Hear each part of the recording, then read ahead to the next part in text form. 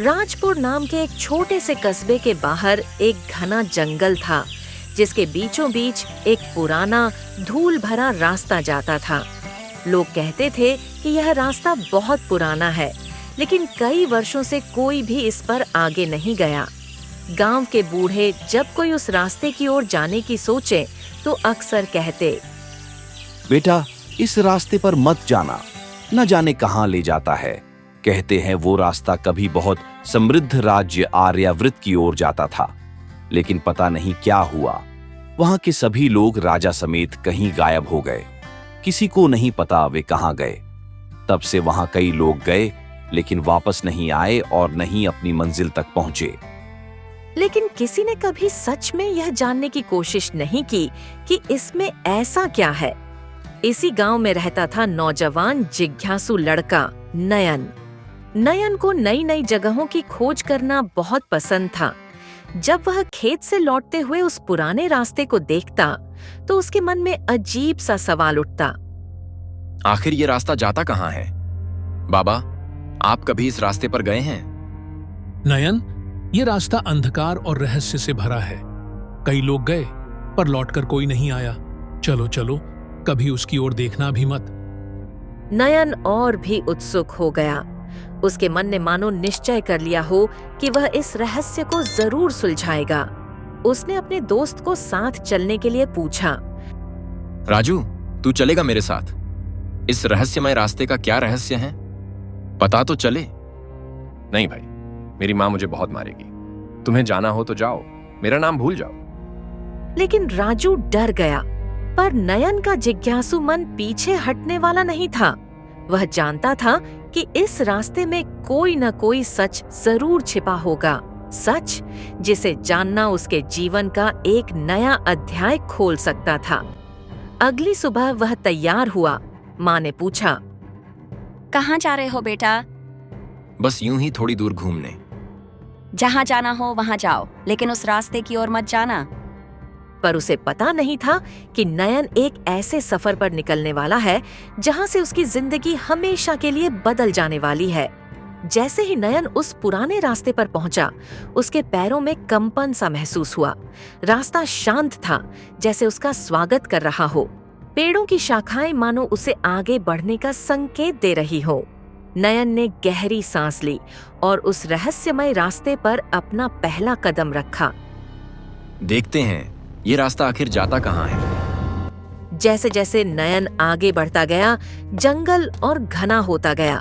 पेड़ों की शाखाएं रास्ते पर ऐसे झुकी थीं, जैसे वे किसी रहस्य को छुपाने की कोशिश कर रही हों। ऊपर से सूरज की रोशनी भी टुकड़ों में ही जमीन तक पहुंच रही थी।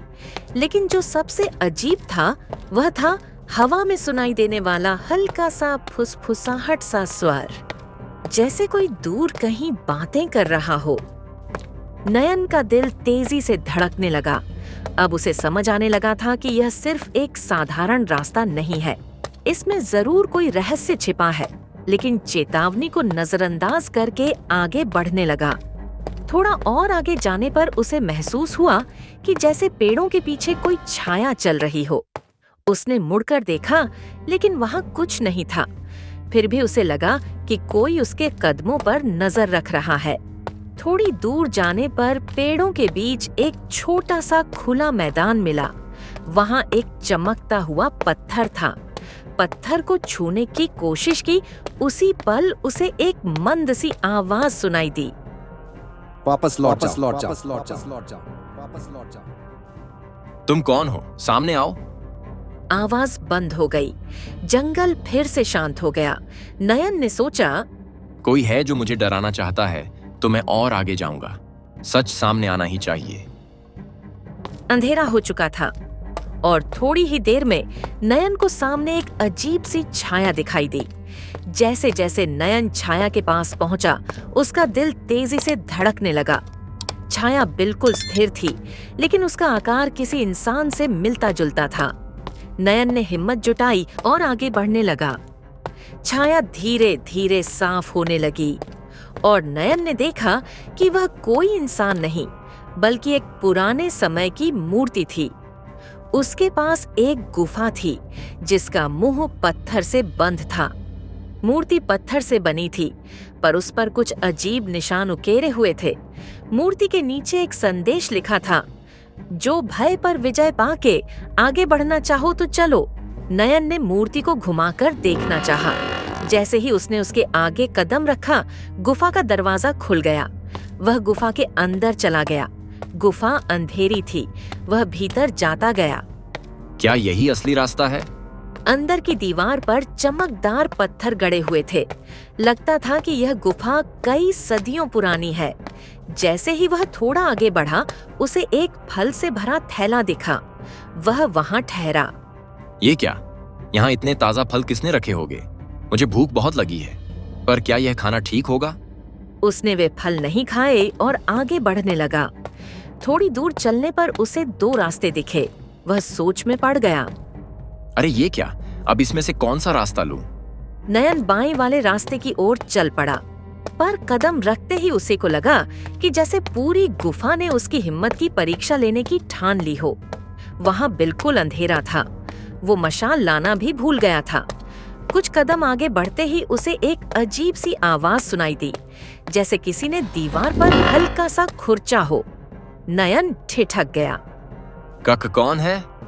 उसने पूछा। कोई जवाब नहीं मिला। अचानक सामने से हल्की सी चमक दिखाई दी। नयन थोड़ा आगे गया तो देखा कि एक दिया जल रहा था और दीवार पर कुछ लिखा हुआ दिखा। तुम आगे बढ़ने की जो हिम्मत दिखा रहे हो, इतनी किसी ने नहीं दिखाई। अब आगे ये दिया तुम्हें रास्ता दिखाएगा। वह दिया ऊपर उठा और गुफा में आगे बढ़ने लगा, जैसे नयन को रास्ता दिखा रहा हो। नयन ने उस दी का पीछा किया। फिर उसने देखा कि गुफा के कोने में पुराना पत्थर का दरवाजा है। दिया वहां जाके गायब हो गया।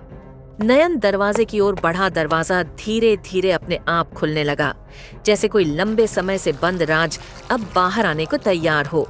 दरवाजे के खुलते ही सामने एक खुली जगह दिखाई दी। ऊपर नीला आसमान और बीचों बीच नदी बह रही थी। नदी की सतह दर्पण की तरह शांत और चमकदार थी। नयन ने नदी के किनारे एक नाव देखी और उसके ऊपर एक युवक खड़ा था, राजसी वेशभूषा पहने। वह एक युवा राजकुमार जैसा दिखता था।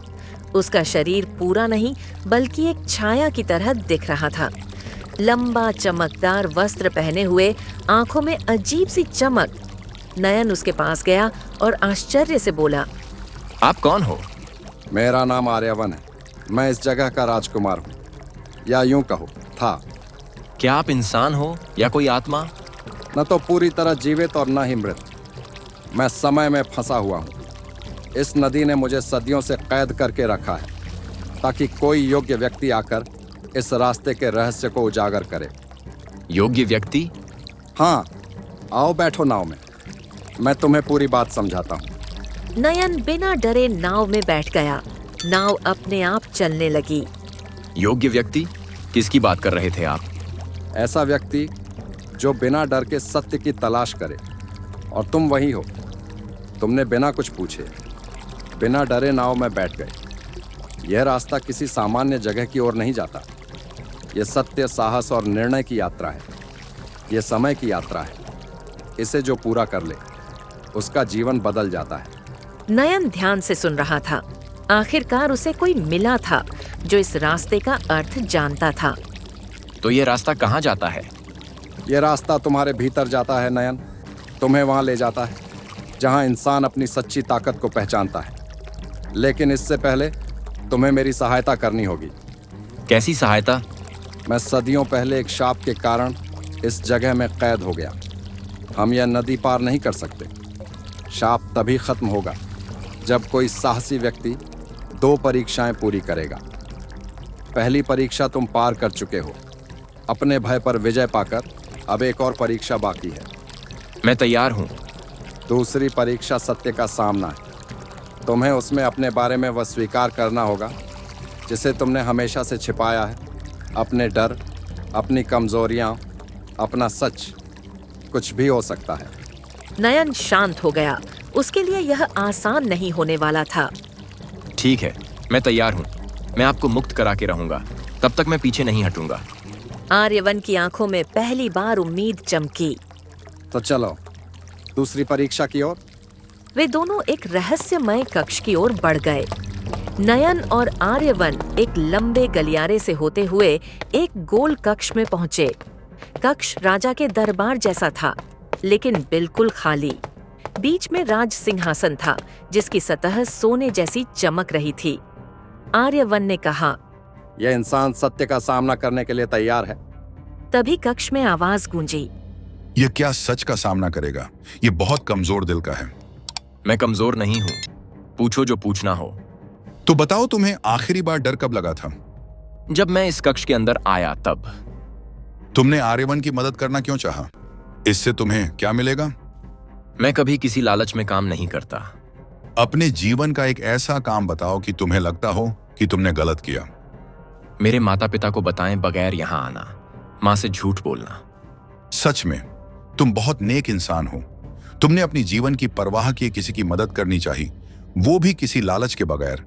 तुम सच का सामना करने से बिल्कुल नहीं गहराई। जाओ, हम आर्यवन को शाप से मुक्त करते हैं। इतना कहते ही आर्यवन का शरीर, जो छाया के रूप में था, वह पूरी तरह इंसान के रूप में आ गया। उसी समय उसके दरबारी भी वहां प्रकट हुए। नयन आश्चर्यचकित रह गया। तब आर्यवन बोला, नयन, तुम्हारा बहुत बहुत धन्यवाद। तुम्हें नहीं पता है कि तुमने हमारे लिए क्या किया है। कई साल पहले की बात है। आर्याव्रत नाम का हमारा राज्य था, जहां की प्रजा बहुत समृद्ध और सुखी थी, क्योंकि उनके राजा मेरे पिता महाराज भीमराव थे। वे बहुत न्यायप्रिय राजा थे। एक दिन दरबार में एक अजीबोगरीब स्त्री आई, देखने में चुड़ैल जैसी थी। उसने आंखें महाराज को कहा, मैं बहुत तकलीफ में हूं, मेरे साथ चलो, मेरी तकलीफ दूर करो। महाराज को कुछ ठीक नहीं लगा। उन्होंने तकलीफ जाने बगैर आने से मना कर दिया। तो वह स्त्री गुस्सा हो गई और उसने हमारे महाराज को गायब कर दिया और यह शाप दिया कि मैं जिस तकलीफ से गुजर रही हूं, तुम सब भी उसी तकलीफ से गुजरोगे। जीवित तो रहोगे, लेकिन आधे इंसान और आधी आत्मा बनकर। तभी से हम सब इस शाप को झेल रहे थे। एक दिन एक बाबा ने मुझे इसका उपाय बताया। कहा कि एक दिन समय की यात्रा करके एक इंसान आएगा जो निडर और साहसी होगा। वही तुम्हें इस शाप से मुक्ति दिलाएगा। तभी हम उसी की तलाश में थे और तुम आए। तुमने हमें इस शाप से मुक्त किया। आर्यवन नयन को उस रहस्यमय रास्ते तक छोड़ने आया। अब यह रास्ता तुम्हारे लिए हमेशा खुला रहेगा। तुम्हें कभी कोई भी जरूरत हो तो हमें याद करना। फिर आर्यवन गायब हो गया। नयन अपने घर लौट आया।